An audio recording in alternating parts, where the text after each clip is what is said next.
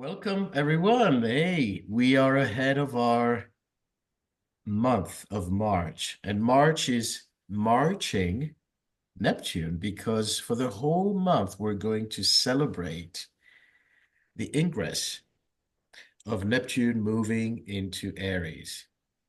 Who's drumming? Who's rolling the drum? Yeah. We have a special guest who's going to be with us at the retreat and online as well. Neptune. So Neptune is excited, is waiting to get out of the water and start running into Aries. A little concerned about Saturn close by. Last time they did great things together. They dismantled the whole Soviet Union in 1989 when Saturn and Neptune were conjunct. And apparently, the whisper is that something of equal proportion is going to happen in the next few months. Mhm. Stay tuned to our oracle. Between now and when Saturn and Neptune meet up in 2026, we are in for some wild times, which is why I'm really excited about being with you both for our March, a whole month of preparation, activation, initiation of this major transit. Some of the activities will include online webinars by the three of us. There's going to be also a special on Astrology Day and more surprises coming. And then this culminates with a retreat in person in Sedona. And one of the things that really brings us to Sedona, it's obviously a sacred place. It's obviously very beautiful, but it's also a place with ancestral energy. We call them the vortexes, which some refer to as places of ascension, which brings the future and the past. And we know that there is a lot of history with Neptune in Aries. So we're all about revisiting what it means. Now, if we go back in time to the previous time that Neptune was in Aries, it happens to be that Uranus was also in Gemini. One of the key words for Neptune in Aries is liberation. Mm. It's creativity. And with Uranus in Gemini, it is also an intellectual liberation, a spiritual liberation, a scientific liberation. So it brings both the personal agency with the higher mind. But one thing I want to bring up to this discussion today is that sometimes a liberation is fought for because the previous time Neptune was in Aries, there was a civil war in the United States. And we all think about the challenges of a civil war, especially today when there's so much polarization. But remember that the Civil War was a time of liberation. Mhm. It changed the map of the United States and it changed the ethnic and the mentalities. Uranus in Gemini is to change your mind. And so we are coming together. For me, going through the motions of organizing all this is to understand that together,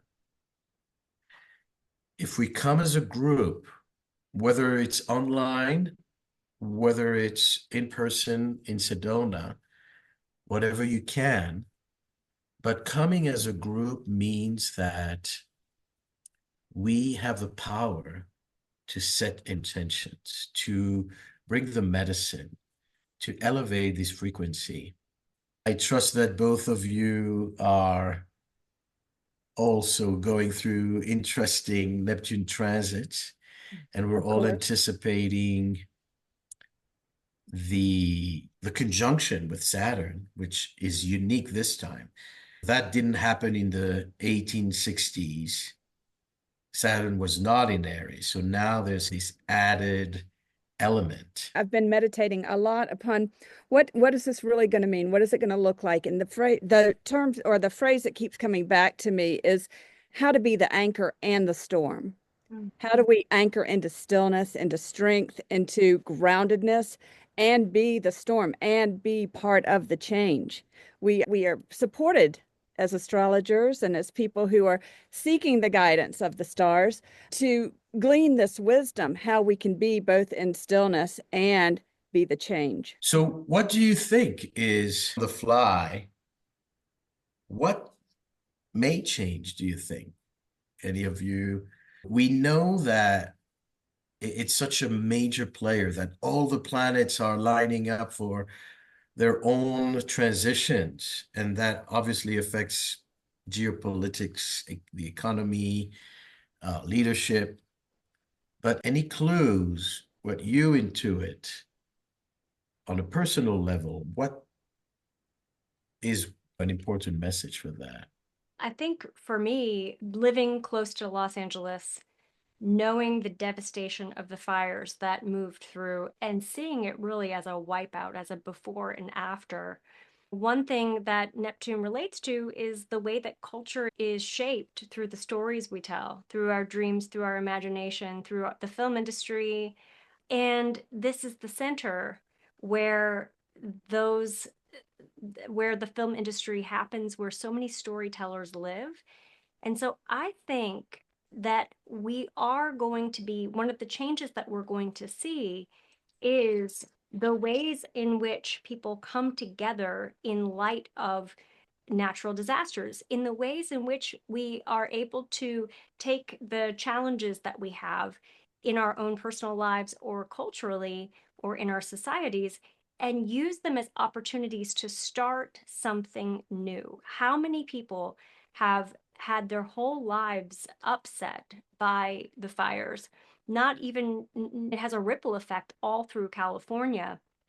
And what I'm seeing is so much of the response to that is Neptunian.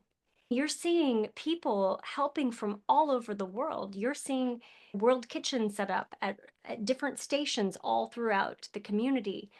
And then you also have all this creativity, a huge Mm. concert in response to it. And so even though Neptune's not quite in Aries yet, this gives us a preview of what we can expect. We can expect some fires. Aries is fire.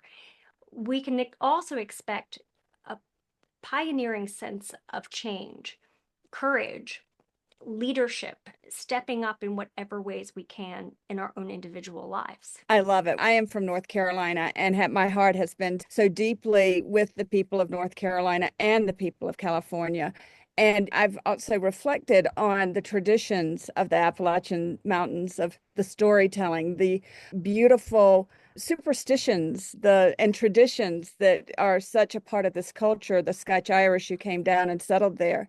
And this morning, I was really thinking about we are moving into a time where we are reviving our ancient traditions for modern practice, this Mhm. wisdom. We're alchemizing it through us during this time, and Neptune is a part of this, and moving into Aries is bringing this to the crucible of our being so that we know how to forge forward and march and forge forward. And March is definitely marching forward in a literal sense. And the dream of Neptune in Pisces is also that collective dream. It's not only about how we interpret our own narrative, but how it's all fused. And this kind of weaving and homogenizing, really feeling that we are in this together. Just like you mentioned, with people rallying for support, there's also something communal that happens when Aries is action, is agency, and its individuality, and how Neptune brings everyone's individuality together. But I wanted to bring also the analogy of the fire, because when we see what's going on politically with in the United States with Trump, there is a very scorched earth approach. Now, some of you may side with Trump, some of you may feel like he's over the top and taking extreme measures that are not constructive. But regardless of even your political affiliation, there is something about this radical reset. And I think it's going to happen to some of us more than others. But there is that movement of doing things more radically. And one of the risks when scorched earth approaches is that the land may stay barren, that you may destroy, and for the sake of destruction. We see what happened, for example, with revolutions in the Arab Spring, where countries toppled their dictators and regimes, and there was nothing to replace it, and it created that vacuum. But then in other places, when there is a radical approach, new things are sprouting out of the ashes for that kind of Aries renewal. And I think that with Saturn coming with Neptune, we're going to test what will be revived and what will not be revived. Yeah. And again, for better and worse. And it's happening at the world point, at the 0 degree Yes. Aries point, the first degree of the zodiac. So it's a whole new paradigm that we're opening up to. And I love that you brought in the scorched earth perspective, Maurice, because the day after the election of November, the day after Trump was elected, I was sitting in a meeting and there was a huge wildfire that we were celebrating the Biden's infrastructure package and the fact that we were able to purchase a fleet of hydrogen fuel buses for our agency. And all of a sudden we had to close the meeting and end it early because there's a wildfire going on right behind us. And so I'm driving out of this meeting in a wildfire, feeling like the whole world has changed. And regardless of what I'm not making this a political statement, but it was just a stark realization in that moment of the bigger paradigm that's unfolding for us. And so I think one of the great things about our work together is that we really have, with this 0 degree Aries point, we have the opportunity to imagine, to dream into reality the future that we want to create. And I think this moment in history comes with that possibility. We have the power to start something new, and let's work together to create that collective vision. Yes. Absolutely. Yes. I love the creation point, the 0 degrees. And I had a conversation with a friend of mine in Jerusalem yesterday who is both a professor of comparative religion and heavily involved in geopolitics, world politics. And I was asking him from his perspective, and he used, and I thought it was just amazing, he used the analogy of the scales, like the scales of Libra. So yeah. we have to remember this polarity. And imagining these scales, the two sides, and one side is so tilted, it's in concrete. Concrete's been poured over it.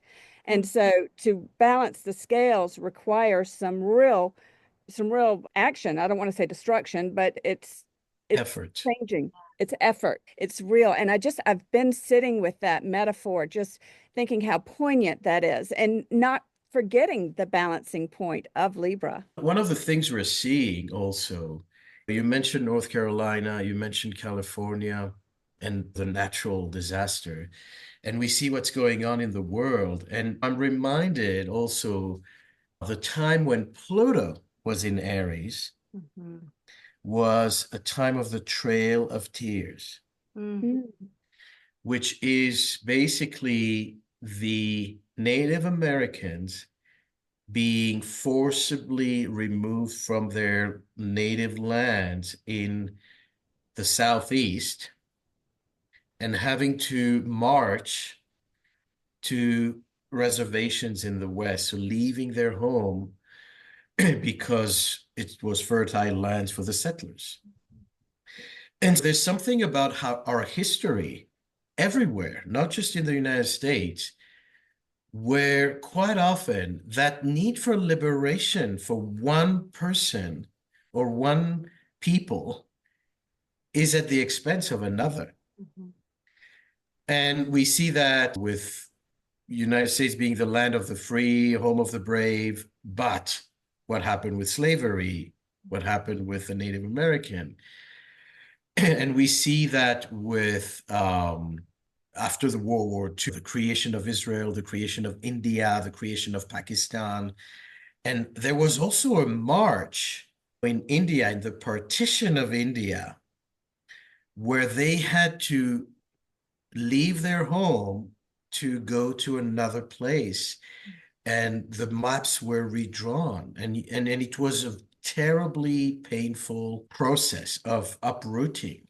And of course, in our current context, what is happening between the Israelis and the Palestinians, and Trump suddenly wanting to build a Riviera on these ancestral lands, brings up that Aries energy where we have to, on the one hand, liberate and perhaps build a better future. The intention to offer solutions, to be radical about trying something that hasn't been done before, is very much in the zeitgeist of this time. But we have to be very careful how we shape this hot iron, because the iron is hot and now it's malleable. And what shape will it take will determine the centuries to come, right? Exactly. So it's an inception point. And historically, Pluto having been in Aries on that point, and then Neptune now on this point, and then Saturn, we are here to write the future, my friends. 100%. And we need to bring the good. We need to stop being just thrown in the winds and just get carried away by the currents. We need, in an Aries fashion, to be part of the script of our destiny, personally and collectively.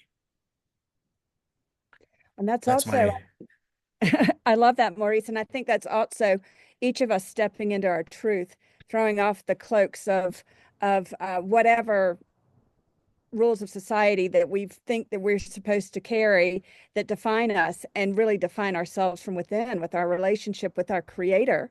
It's very important to be in that space and to pull this down through us and root this here solidly, this true vision. And so I want to share with the screen, with everyone, some of the talks we will be presenting. Can you see my screen? Not yet. Okay. So this is the first one. It's going to happen to begin with a series on Saturdays. And this will examine the Neptune-Pluto cycle that is a close to 500-year cycle that began in the late 1800s. What does that have to do with 2025? Basically, it's a big cycle that dictates, influences the 500 years. It was in Gemini. And soon after that, we had a massive revolution in transportation, the cars and the airplanes and flying to space. So much advancement, people starting to travel, to move faster, to travel faster, to build roads in ways that never happened before. So this kind of a Gemini expansion of transportation, and of course, a lot of migration from east to west, spirituality, the yoga. The first yogi who came to the United States came around that time and then were born during that time. Krishnamurti and Yoganath and many others. And what's interesting is to understand that right now we live in a time since the late 40s, early 50s, where Neptune and Pluto are locked in a sextile. So when Neptune moves into Aries, Pluto moved into Aquarius, and they form these 60 degrees, which has been consistent since the late 40s, early 50s. So pretty much the great majority of people who are from 0 to 70 are born with this sextile. And we will examine how each generation comes with a different message. And of course, how that leads into not just Neptune in Aries, but Neptune and Pluto in Aquarius. What kind of liberation? What are the parameters? This following week, it's still Maurice, March 8th, and I'm going to go through all the transits that Neptune went through the signs and see. Rachel, you were mentioning what is the narrative of the time? Who's writing the stories? So each time Neptune moves to a new sign, there is a different narrative. One of the narratives of Neptune in Pisces, at least one that really, I believe, became very central, is how Pisces is the last sign. So it brings things to close. And Neptune in Aries is a reset. So through Neptune in Pisces, we in 2012, 2011, 2012 is when we had this whole notion of the end of the Mayan calendar. That's right. And how the world may end. And then we understood that this was more of a symbolic thing. But the other thing that followed was the fear that we are on the verge of a sixth extinction.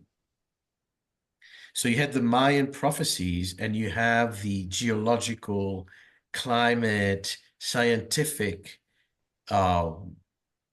crisis, which is already changing the world. So Neptune in Pisces brings this feeling that something is ending, and maybe it's our whole world that's ending. But at the same time, it exposes us to the fact that we have some control, we have some agency. But the narrative around where are we snowballing is very much defined by Neptune in each sign. Before that, in Aquarius, we had the smartphone explosion, which was the dialogue, which was the narrative of the time. And so this is going to be very exciting, because when you look at history, you can also understand the pattern of the future. And then, Rachel, you will present about Saturn and Neptune. So tell us more about that.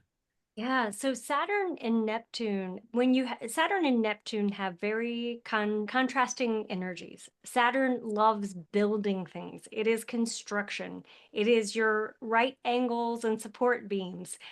And Neptune is the planet of non-attachment.